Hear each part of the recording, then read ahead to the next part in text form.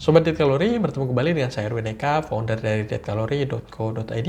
Dan di kesempatan kali ini kita akan membahas tentang mengkonsumsi yogurt ya dalam kondisi diet ya, karena ya kita ketahui banyak sekali persepsi di masyarakat bahwasanya yogurt ini mampu untuk membantu program diet, melancarkan pencernaan dan lain sebagainya. Seperti itu. Nah, yogurt ya yang notabene merupakan produk olahan susu yang ditambahkan dengan kultur bakteri baik ya, yang akan membantu sistem pencernaan kita. Dan benar, ketika sistem pencernaan kita lancar, maka ini adalah salah satu hal yang mutlak yang diperlukan berkaitan dengan program penurunan berat badan.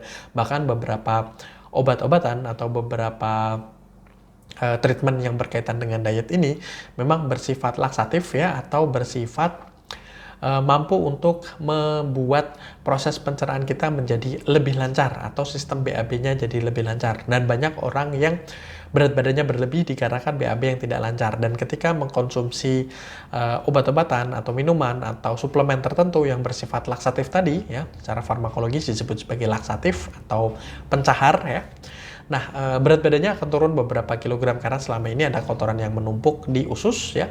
Dan sekarang bisa dikeluarkan secara rutin, secara optimal, semacam seperti itu. Nah, yogurt juga memiliki kemampuan semacam seperti itu. Nah, jadi dengan kultur bakteri yang bisa menghasilkan asam laktat ya, yang akan mempengaruhi kinerja dari sistem pencernaan menjadi lebih lancar, lebih sehat, dan lain sebagainya. Namun perlu diperhatikan banyak sekali produk yogurt yang ada di pasaran ya, yang notabene ya mengandung gula yang cukup tinggi. Maka gula itu merupakan salah satu bentuk karbohidrat dan suplai energi. Ketika gula ini masuk ke dalam tubuh terus kemudian tidak dimanfaatkan oleh tubuh kita untuk beraktivitas, artinya tidak dipakai. Jadi misalnya semacam seperti bensin dimasukkan ke dalam mobil tetapi mobilnya tidak digunakan, maka akan disimpan oleh mobil tersebut. Sama oleh tubuh kita juga seperti itu, akan disimpan dan bentuknya menjadi cadangan lemak yang akan mengakibatkan berat badan kita menjadi naik.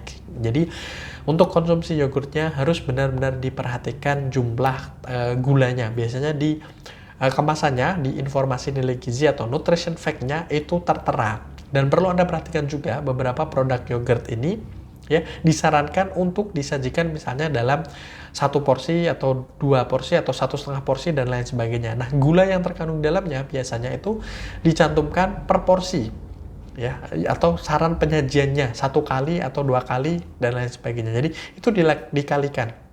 Misalnya ya, satu jenis yogurt tertentu, satu botol, itu disarankan penyajiannya itu 2 kali. Dan di situ tertera gulanya misalnya 19 gram. Ketika Anda minum satu botol, artinya Anda minum 2 kali, itu gulanya tidak 19 gram, tapi kali 2, 38 gram. Dan itu sudah hampir mencapai batas maksimal gula yang boleh masuk ke dalam tubuh Anda, semacam seperti itu. Selain gula ya, juga kandungan lemak ini juga akan berpengaruh ya.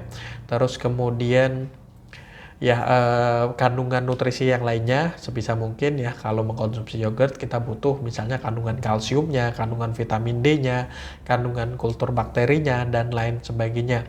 Kemudian ya, kalau bisa mengkonsumsi yogurt dalam atau dengan penyajian yang plain ya, atau tanpa rasa, tanpa tambahan gula, tanpa tambahan perisa dan lain sebagainya, karena itu akan berpengaruh terhadap jumlah kalorinya. Dan yang terakhir ya tentu saja kalori yang terkandung di dalamnya. Dan sekali lagi itu pastikan kalorinya itu biasanya per sajian ya. Kalau misalnya 2 kali sajian, maka kalikan 2 kali kalori tersebut, itulah jumlahnya, seperti itu. Jadi boleh-boleh saja dengan catatan tadi ya, memperhatikan gulanya, memperhatikan lemaknya, memperhatikan kandungan gizi yang terkandung dalamnya, dan kandungan kalori yang terkandung di dalamnya. Dan tidak hanya bergantung terhadap yogurt tersebut untuk menurunkan berat badan. Secara keseluruhan, pola makan, ya, minuman, terus kemudian aktivitas fisik, olahraga, terus kemudian ya istirahat yang cukup, minum air putih, itu juga penting berkaitan dengan penurunan berat badan.